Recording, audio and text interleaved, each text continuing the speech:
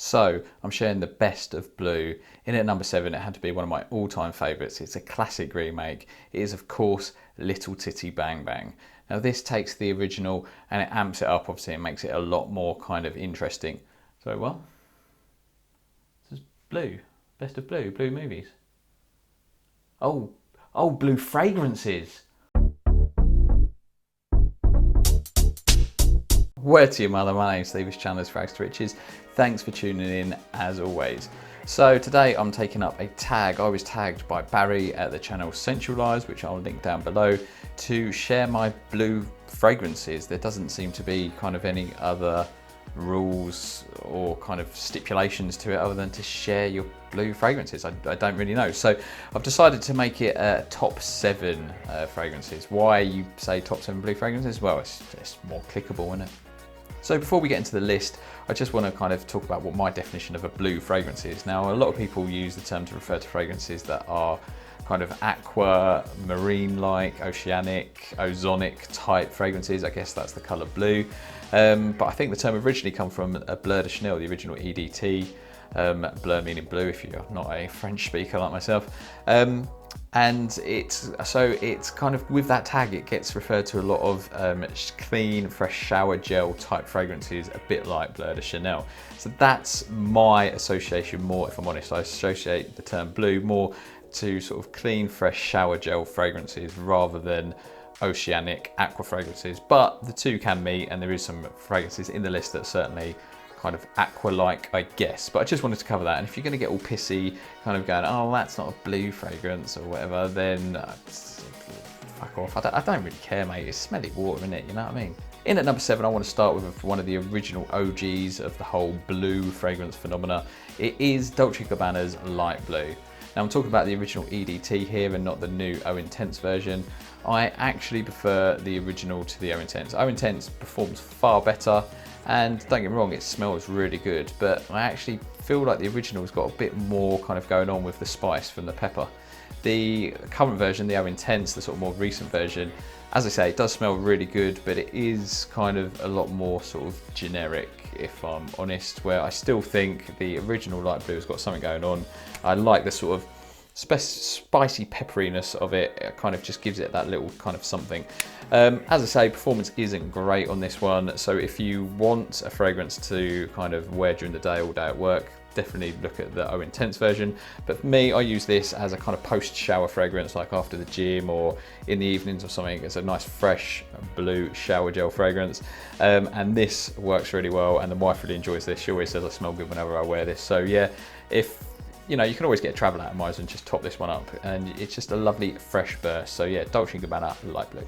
Next up is a fragrance that was number 1 in my top 7 fragrances for summer. It's a fragrance that I've mentioned before and I bang on about, and I think it's one of the best value fragrances and one of the best GPs you can get. It is Zenyas Womo. So as I say, I love this fragrance. It's lovely, it's clean, it's fresh, it's interesting. It's got some versatility because you can easily wear this in the office, but it's a lovely fresh summer fragrance. I've spoken about this loads on the channel, so I don't really need to say anymore. But yeah, if you want something that's clean, fresh, shower gel-like, but it's a bit interesting, it's got something kind of going on, then I thoroughly recommend Zenyas Womo, especially if you're on a budget.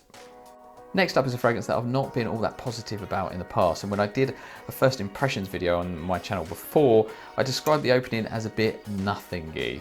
Now, I've been wearing it quite a lot more recently, and I swear down that it smells better than it used to. I think sitting in my cupboard for kind of months has allowed it to kind of macerate and kind of settle and improve. The fragrance I'm talking about is Office for Men by Jeremy Fragrance, or Fragrance One. So I should say now, I promise Jeremy has not paid me. He's not kind of come round and bummed me to kind of, you know, give a good review and change my opinion. I started wearing this again because your average fraghead on Instagram, Mark, he kind of got his bottle at the same time as me, and he recently finished his and bought a new batch, and it reminded me, so I started wearing it. And the opening is more interesting than I remember. I'm not saying it's groundbreaking because it's really not, but it was a bit kind of nothingy before, but now it's like the citrus is definitely stronger. The kind of bergamot in that is definitely a lot more prominent than it was. So I don't know, as I say, sitting and macerating, it's kind of made it a bit stronger. And the then when it dries down, the citrus is kind of blends in nicely with the dry down and the ambroxan. And I don't find the ambroxan as cloying as I used to. So again, I don't know if it's just kind of settled a bit and it's kind of blended and got a bit smoother or what, I don't know.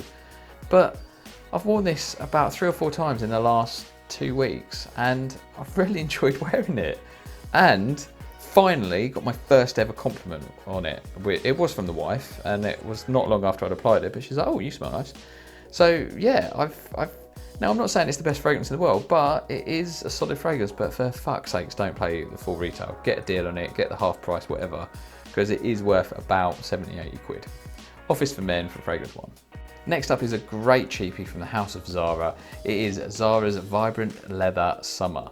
So for anybody that doesn't know, this is a clone of Dior Homme Cologne, which is about 3 or 4 times the price of this, because you can pick this up now for about £12.99, I think it is.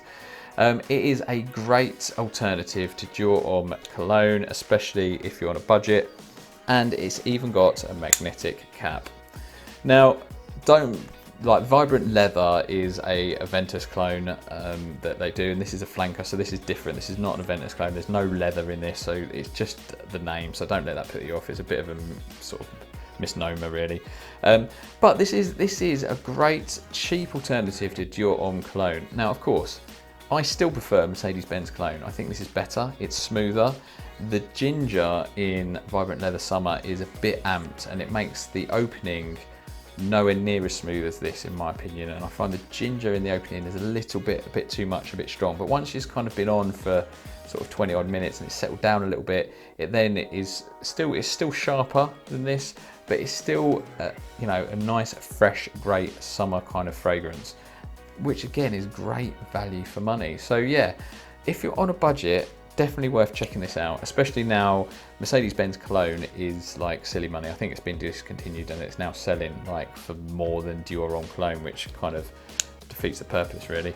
So yeah, if you're on a budget, or even if you're not on a budget, you just want a great cheap kind of summer fragrance, get Zara's Vibrant Leather Summer, the EDP version, because it lasts longer. Next up is a fragrance that basically got panned by Fragcon, but you know what, I'm standing by it. And so is Cam from the channel Carolina Fragrance Reviews, because he recently included it in his 10 out of 10 fragrances list. So the fragrance is from Amani and it's Acqua di Gio Absolu.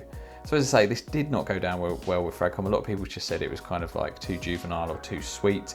And you know what, it's not that sweet. Just take that away from this kind of video, that this is not as sweet as something like Invictus. It is a lot more playful, and it is a younger sort of crowd than the traditional Acqua di Gio for sure. But once this dries down, it dries down to a really kind of smooth, pleasant compliment getter.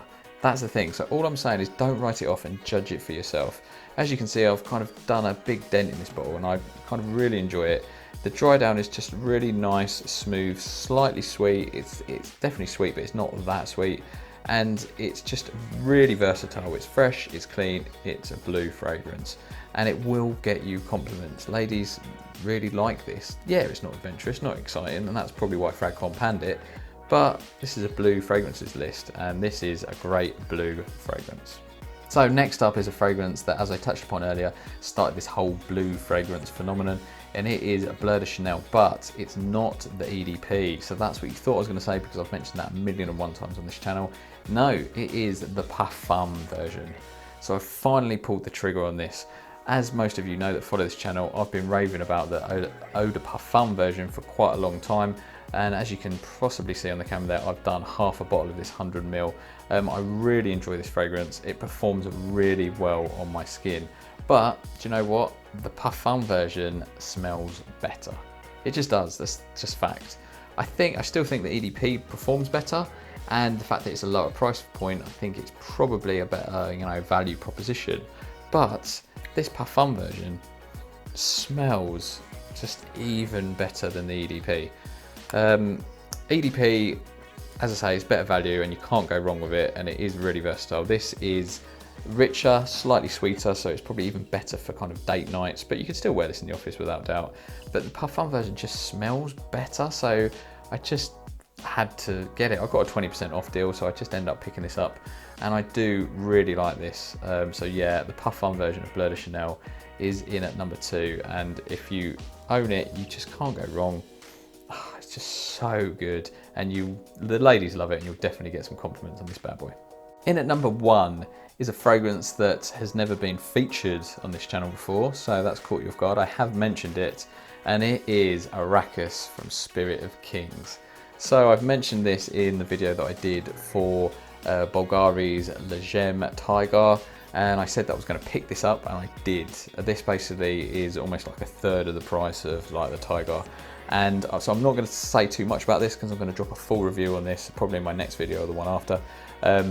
But this is really good, and it's really good value for money compared to the Bulgari version.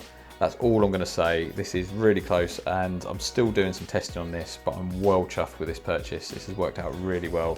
So basically, this is not a complicated fragrance.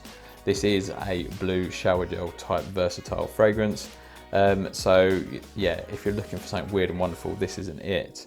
But if you're looking for something that's in the same ilk as the rest of the blue fragrances, like the Bleu de Chanel, but it isn't Bleu de Chanel, so you're going to smell a little bit different to everybody else that's in the office, then this is a great option, and it performs really well so far. But testing continues, and my full review is coming soon. So that's it, my top 7 blue fragrances. And you know what, I don't think that list is going to change too much. The fact that shower gel fragrances can be very samey, but they've all got something about them that I just really enjoy and I find interesting. So I don't think it's going to change too much. I don't really need to get any more blue fragrances. I learned that lesson when I got Coach for Men Blue, because that backfired. So thank you for watching. If you did get anything out of this video, hit like, it'd be appreciated. And if you haven't done so, do hit that subscribe button. I'd love you muchly. Other than that, thanks for watching. I'll see you for the next video. Take care and much love.